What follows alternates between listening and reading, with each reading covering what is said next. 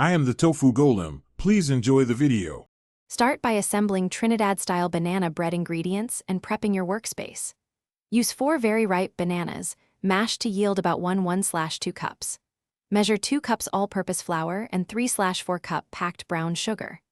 Add 1 teaspoon baking powder, 1/2 teaspoon baking soda, 1/2 teaspoon salt, 1 teaspoon ground cinnamon, and 1/4 teaspoon ground nutmeg for warm local spice. Preheat oven to 350 degrees F and grease a 9x 5-inch. Combine the wet and dry components gently to keep the crumb tender.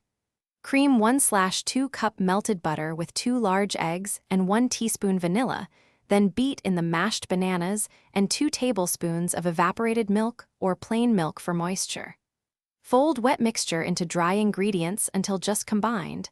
Do not overmix. Stir in 1/2 cup chopped walnuts or raisins optional, and 1 tablespoon of dark rum or guava jam for Trinidad flavor if desired.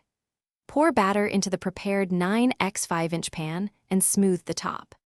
Place the loaf on the middle rack and bake until set, watching after 45 minutes to prevent overbrowning.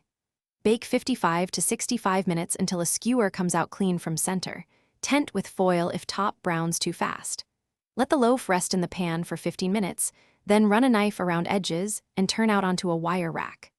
Cool 15 minutes in pan, then remove and cool another 30 minutes on rack before slicing. Store wrapped at room temperature up to 3 days, or freeze slices up to 3 months.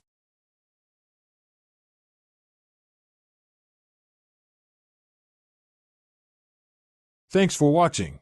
Consider subscribing if we helped you today.